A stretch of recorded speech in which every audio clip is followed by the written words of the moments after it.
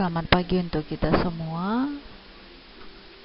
Kita akan membahas mata kuliah kebidanan komunitas dengan pokok bahasan konsep pelayanan kebidanan komunitas dan keluarga sebagai pusat pelayanan. Di sini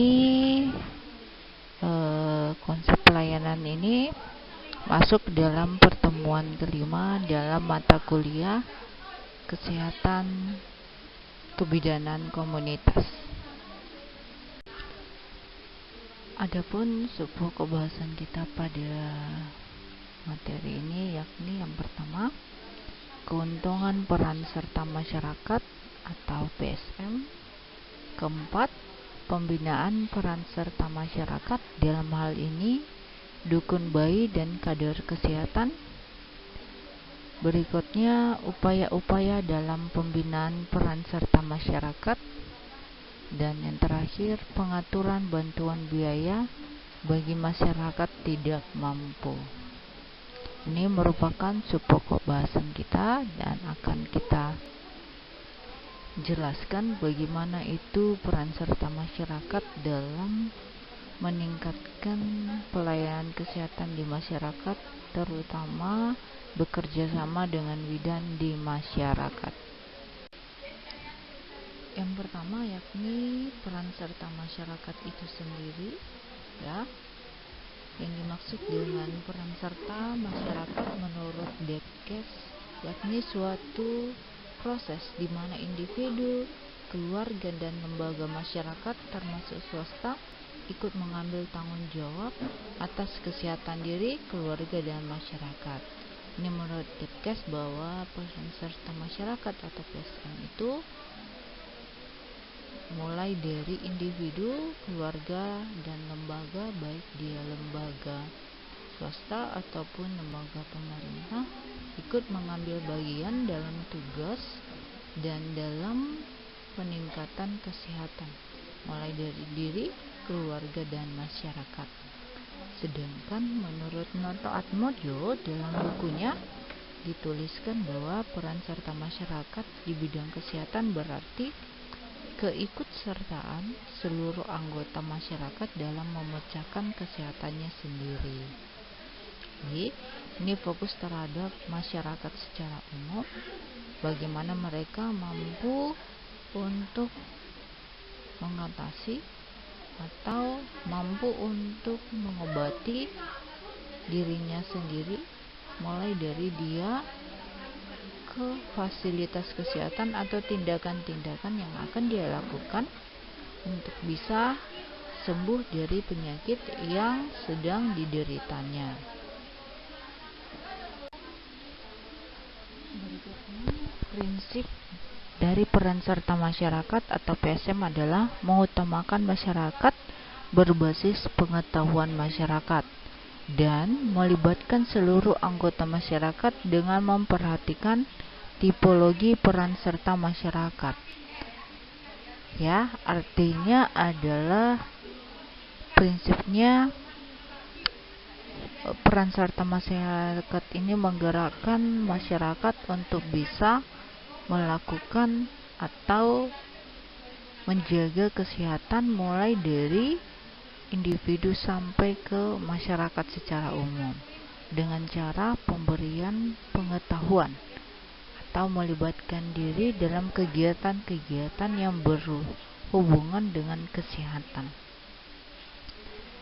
Contohnya yakni mendorong atau mempercepat terjadinya perubahan-perubahan yang berhubungan dengan kesehatan itu sendiri. Kedua, mobilisasi diri sendiri, menggerakkan diri sendiri, ya. Yang ketiga, terlibat dalam satu tujuan bersama dan saling mendorong. Artinya di sini ikut ambil bagian dalam keputusan bersama dalam menentukan tugas masing-masing anggota masyarakat untuk kesehatan, sehingga saling mendorong atau memotivasi. Keempat, terlibat dalam memberikan dukungan. Yang kelima, terlibat dalam memberikan informasi. Ya, Ini jelas ya, terlibat dalam memberikan informasi, artinya saling memberikan informasi tentang kesehatan itu sendiri. Dengan begitu, mereka ikut ambil bagian dalam peningkatan kesejahteraan dalam bidang kesehatan, mulai dari diri sendiri sampai ke masyarakat secara umum. Di sini jelas bahwa peran serta masyarakat dibutuhkan untuk bisa melakukan promosi dan preventif dalam bidang kesehatan. Baik, selanjutnya keuntungan dari peran serta masyarakat itu sendiri. Yang pertama, masalah kesehatan di masyarakat dapat cepat diatasi, ya.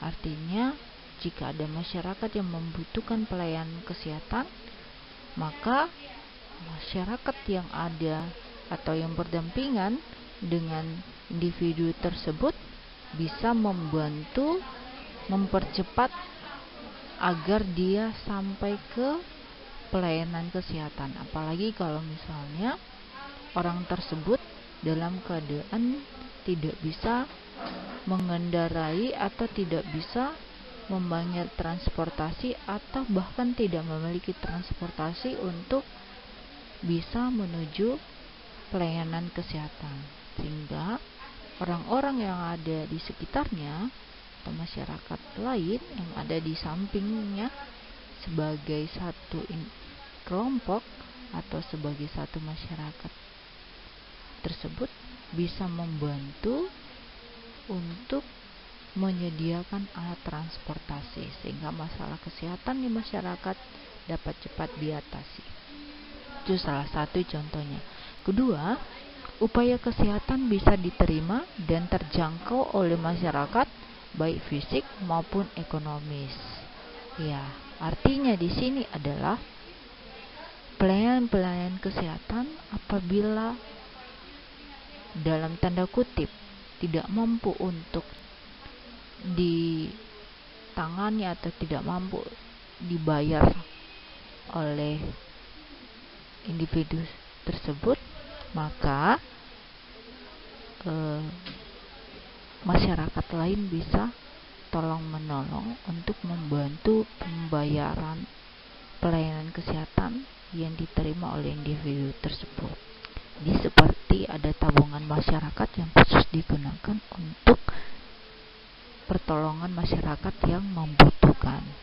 Kalau misalnya dalam kenyataannya, contohnya di sini adalah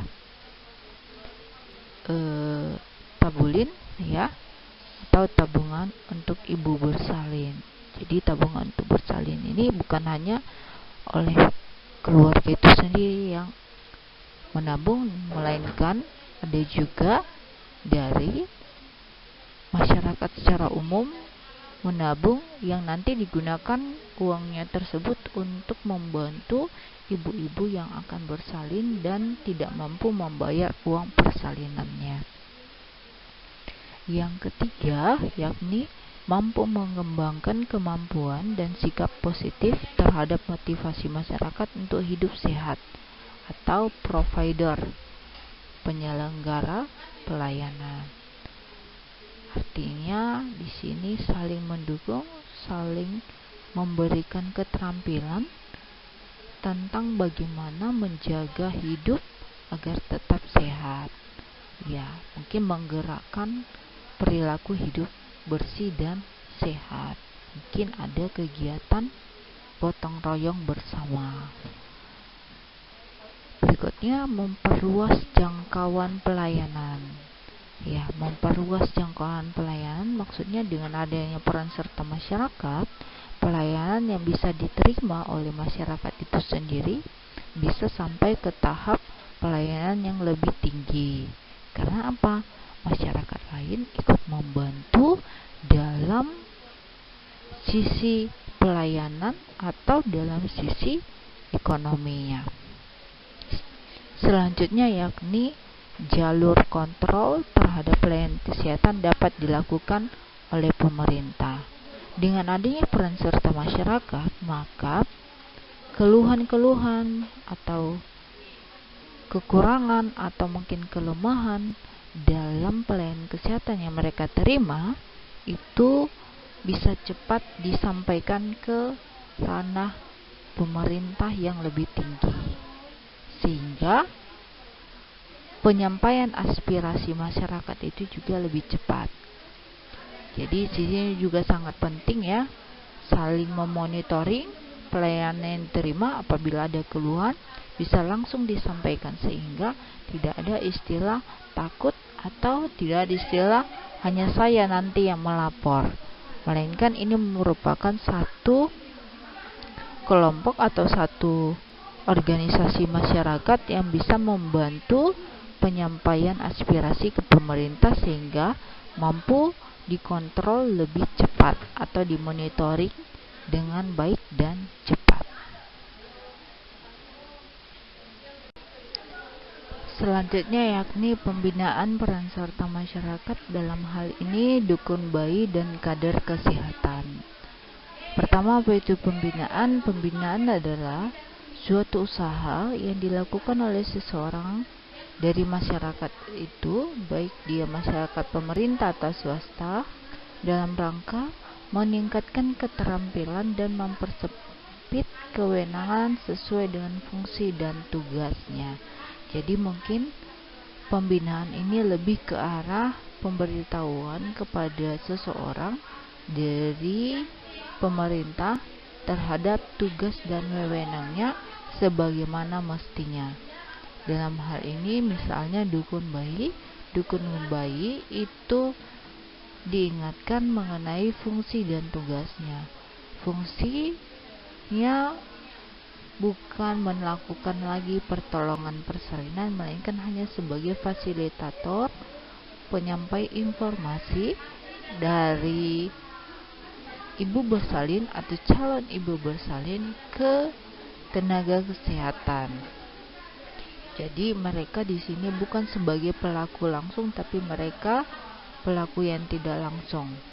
Ya, mereka bisa menyampaikan informasi, ibu mau bersalin, silahkan ke tenaga kesehatan ini. Atau mungkin bisa penyampaian informasi ya ke tenaga kesehatan bahwa ada anggota masyarakat yang akan bersalin. Tujuan pembinaan peran serta masyarakat yang dilakukan oleh bidan adalah terwujudnya upaya yang dilakukan oleh masyarakat secara reorganisasi untuk meningkatkan kesehatan ibu, anak, keluarga berencana menuju keluarga sehat dan sejahtera. Artinya adalah dengan dilakukannya pembinaan kepada masyarakat, terutama di sini dukun bayi dan kader kesehatan, maka akan meningkatkan kesehatan ibu, anak, keluarga secara umumnya. Jadi pembinaan peran serta masyarakat, salah satu peran serta masyarakat adanya dukun bayi dan kader kesehatan. Untuk dukun bayi itu sendiri memang sudah lama ditinggalkan dan ditiadakan, tapi kenyataannya masih ada beberapa desa yang memiliki dukun bayi. Namun ini merupakan salah satu peran serta masyarakat, makanya harus dilakukan pembinaan untuk mengingatkan mengenai tugas dan tanggung jawab dukun bayi itu sendiri. Sedangkan kader kesehatan, inilah yang sebenarnya wajib ada di masyarakat. Jadi kader kesehatan ini adalah mereka orang-orang atau bagian dari masyarakat yang telah dipilih untuk memberikan informasi sekaligus memberikan penyuluhan tentang kesehatan kepada individu, keluarga, atau masyarakat secara umum dengan bantuan dari tenaga kesehatan. Intinya kader kesehatan ini sangat diharapkan ada di setiap organisasi masyarakat. Untuk mencapai tujuan tersebut, berbagai upaya yang dilakukan oleh bidan seperti artinya adalah tujuan pembinaan agar bisa memberikan hasil yang baik, baik itu kepada dukun bayi atau kader kesehatan. Yang pertama, peningkatan peran pemimpin di masyarakat untuk mendorong dan mengarahkan masyarakat dalam setiap upaya kesehatan ibu, anak, dan keluarga berencana. Artinya, bidan tidak boleh bekerja sendiri dalam melakukan pembinaan. Harus juga dibantu, didukung, dan dimotivasi oleh pimpinan yang ada di masyarakat. Contohnya, kepala desa. Sebelum bidan melakukan pembinaan kepada kader kesehatan, kepala desa dulu yang harus memberikan motivasi ya, atau mendorong kader kesehatan untuk mengikuti pembinaan yang dilakukan oleh bidan dalam hal ini dalam memberikan promosi dan preventif tentang kesehatan. Yang berikutnya adalah peningkatan dan kesadaran serta kemauan masyarakat dalam pemeliharaan, perbaikan dan peningkatan keluarga, terutama kesehatan ibu, anak, dan keluarga berencana. Ya, peningkatan dan kesadaran serta kemauan masyarakat dalam pemeliharaan, perbaikan, dan peningkatan keluarga. Artinya, selain didukung oleh pimpinan masyarakat yang ada di desa atau di kelurahan, perlu adanya juga inisiatif dari kader kesehatan itu sendiri untuk menerima pembinaan.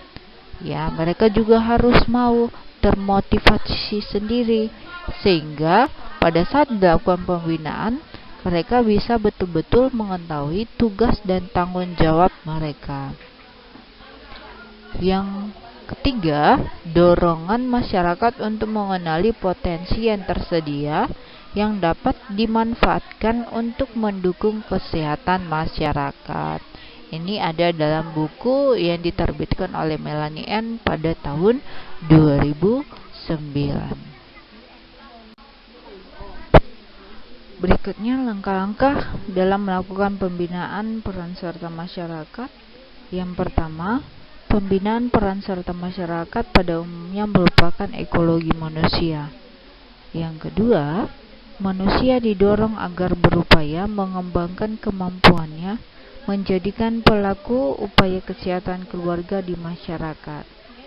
Secara garis besar, langkah mengembangkan peran serta tersebut adalah yang pertama, melaksanakan penggalangan kepemimpinan dan organisasi di masyarakat melalui dialog untuk mendapatkan dukungan mengenai peningkatan kemampuan peran serta masyarakat dalam hal ini yakni pembinaan.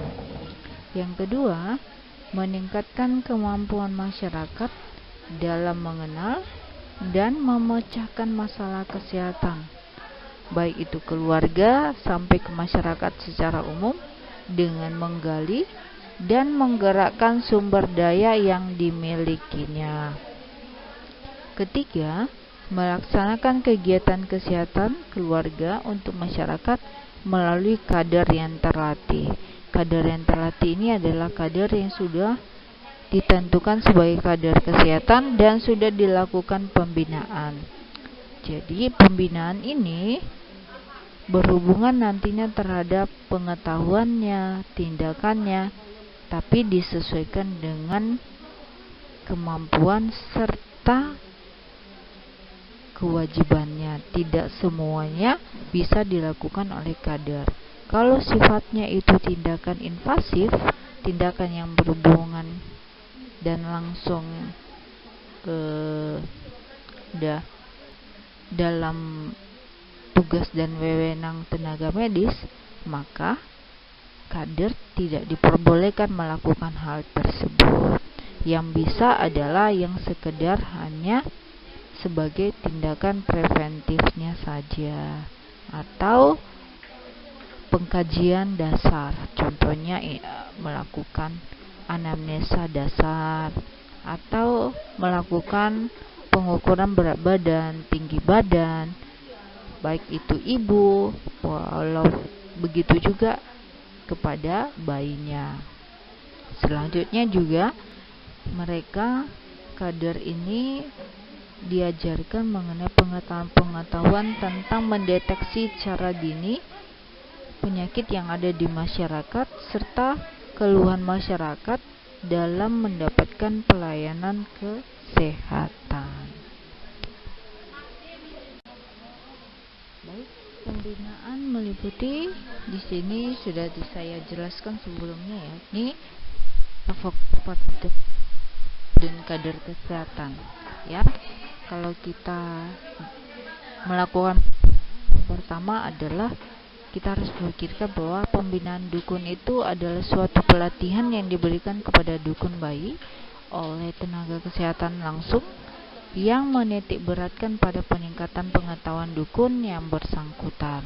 Jadi ini fokusnya terhadap peningkatan pengetahuan, bukan peningkatan keterampilan. Pembinaan dukun bayi meliputi hygiene sanitasi, yaitu mengenai kebersihan alat-alat persalinan dan perawatan bayi baru lahir, pengetahuan tentang perawatan kehamilan, deteksi dini terhadap risiko tinggi pada ibu dan bayi, keluarga berencana, gizi, serta pencatatan kelahiran dan kematian. Artinya di sini dukun bayi itu lebih fokus terhadap pengetahuannya terhadap bagaimana agar ibu bersalin dan bayi baru lahir itu bisa sehat, mulai dari pengetahuan terhadap hal-hal yang normal terhadap tanda-tanda persalinan, bagaimana alat-alat yang normal, alat persalinan itu harus steril paling tidak atau tidak bersih ya. Nah, dan terakhir mereka harus mampu melakukan pencatatan kelahiran atau kematian. Pencatatan dalam arti mereka tidak memiliki buku khusus pencatatan kelahiran atau kematian, melainkan mereka hanya sebagai penyampai informasi bahwa ada kelahiran atau kematian yang belum didata oleh tenaga kesehatan. Yang kedua, kader kesehatan. Kader kesehatan tersebut ada di masyarakat, bisa laki-laki atau wanita. Mereka ini dipilih oleh masyarakat dan nantinya dilatih untuk menangani masalah-masalah kesehatan perseorangan maupun masyarakat untuk bekerja dalam hubungan yang amat dekat, dalam hal ini kesehatan. Ya, tugas kader kesehatan salah satunya yakni mereka bisa memberitahu kepada keluarga-keluarga yang mungkin ada anggota keluarganya yang mengalami demam, maka bisa dilakukan kompres atau bisa dilakukan pencegahan lain untuk menurunkan risiko demamnya. Atau tidak, contoh lain adalah apabila di keluarga tersebut ada yang mengalami diare. Sebelum sampai ke fasilitas kesehatan, kader kesehatan bisa mendampingi keluarga untuk memberikan penyuluhan dan pencegahan agar diarenya tersebut tidak sampai ke dehidrasi berat. Inilah tugas kader kesehatan secara umum. Jadi mereka lebih fokus terhadap apa yang bisa dilakukan dengan dasar bahwa hal tersebut memang menjadi tugas atau fungsi mereka di masyarakat. Berikutnya, upaya-upaya dalam pembinaan peran serta masyarakat. Pertama, ini melakukan pembinaan peran serta masyarakat itu sudah kita jelaskan. Namun inti dari pembinaan itu berhubungan terhadap pengaturan bantuan biaya bagi masyarakat tidak mampu, ya, pengorganisasian donor darah berjalan, serta pelaksanaan pertemuan rutin gerakan sayang ibu dalam promosi suami, bidan dan desa siaga. Jadi pembinaannya ini nanti diharapkan agar dukun bayi ataupun kader kesehatan mampu menjadi garda terdepan dalam masyarakat, bukan garda terdepan untuk menangani COVID ya. Namun ini bisa dijadikan sebagai tombak atau dasar bagi masyarakat agar bisa hidup sehat dan bersih. Banyak contoh dalam pembinaan ini ya, mereka harus diajarkan atau dibina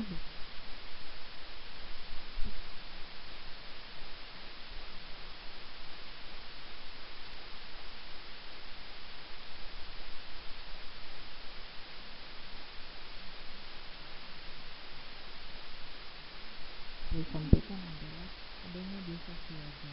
Jadi desa siaga itu kilasnya adalah himpunan dari semua masyarakat bekerja bersama-sama untuk peningkatan kesehatan.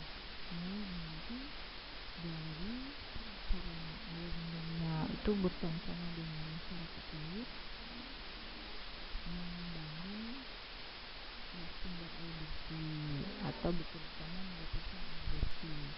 Kemudian dalam desa siaga ini juga bisa menyiapkan cadangan khusus untuk mereka yang mendapatkan dalam bidang kesehatan. Mungkin apakah bekas kain, gizi, dan sebagainya.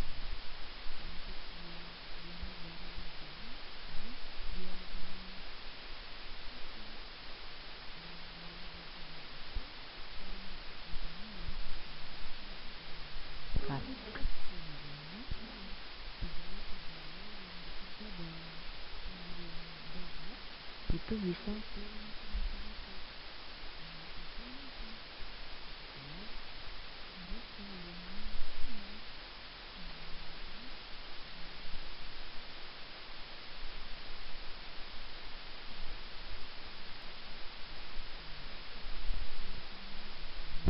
terancam hidupnya ya, sudah stok darah yang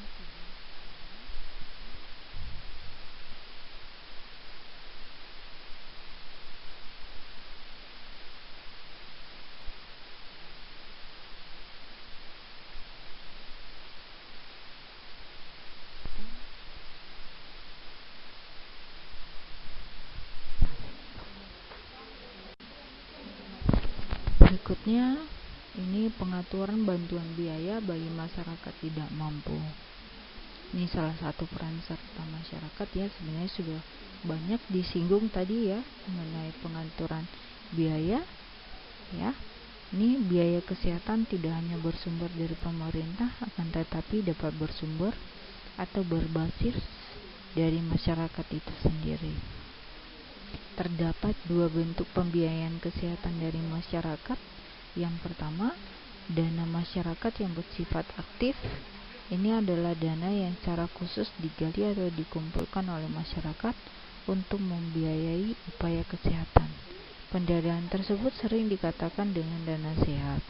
Ya, jadi ini sifatnya aktif, mau tiap minggu, tiap bulan, ini dikumpul dari setiap keluarga yang nantinya uang tersebut digunakan untuk membiayai proses pelayanan kesehatan oleh masyarakat yang ada di daerahnya setempat. Yang kedua, dana masyarakat yang bersifat pasif. Ini merupakan dana yang sudah ada di masyarakat dan digunakan untuk membiayai upaya kesehatan, diantaranya adalah dana sosial keagamaan.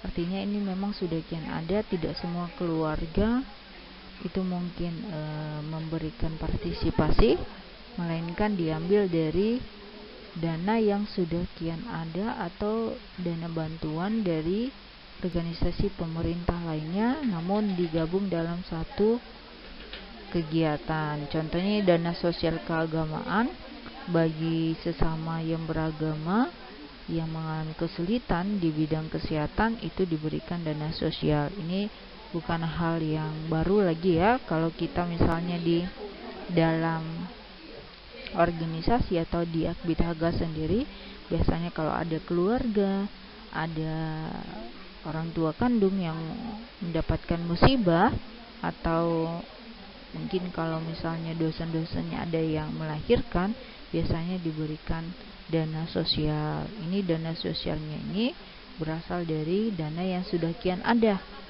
di organisasi tersebut. Ya, ada dua dana yang ada di masyarakat, itu adalah dana yang sifatnya aktif dan dana yang sifatnya pasif. Ya, walaupun sebenarnya saat ini kalau kita ketahui dana yang di masyarakat itu kebanyakan yang sifatnya pasif, sedangkan aktif itu jarang ada. Berikutnya, dana sehat. Dana sehat adalah suatu upaya pemeliharaan kesehatan oleh dan untuk masyarakat yang diselenggarakan berdasarkan azas usaha bersama dan kekeluargaan dengan pembiayaan secara praupaya dan bertujuan untuk meningkatkan taraf kesehatan masyarakat. Secara khusus, tujuan dana sehat adalah terselenggaranya pemeliharaan kesehatan yang bermutu, berhasil guna, dan berdaya guna. Kedua, tersedianya dana yang dihimpun secara praupaya atau azas gotong royong. Ketiga, terwujudnya pengelolaan yang efisien dan efektif oleh lembaga organisasi masyarakat yang melindungi kepentingan peserta.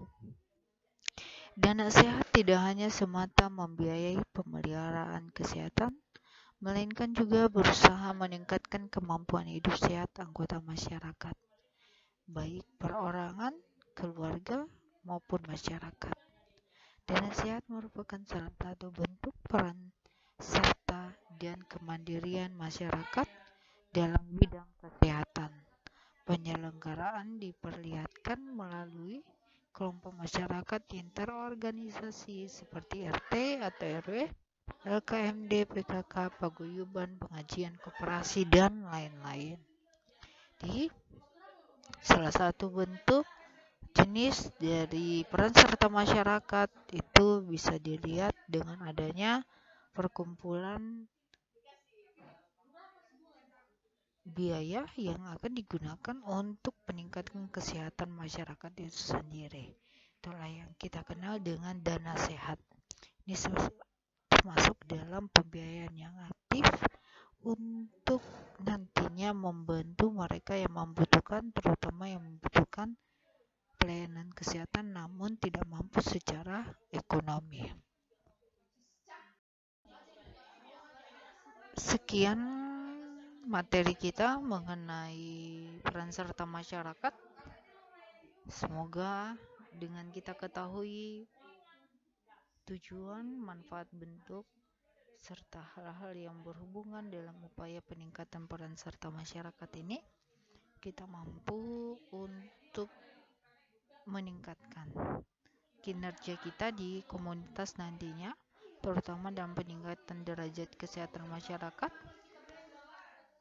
dibantu dengan peran serta masyarakat, baik itu dukun bayi ataupun yang sekarang sedang dan akan terus berlanjut, yakni adanya kader kesehatan yang berasal dari masyarakat itu sendiri. Selamat belajar, dan silahkan apabila ada yang mau didiskusikan bisa ditanyakan melalui media sosial ke saya langsung atau saat kita bertatap muka pada proses pembelajaran ke depannya. Terima kasih. Yahoo.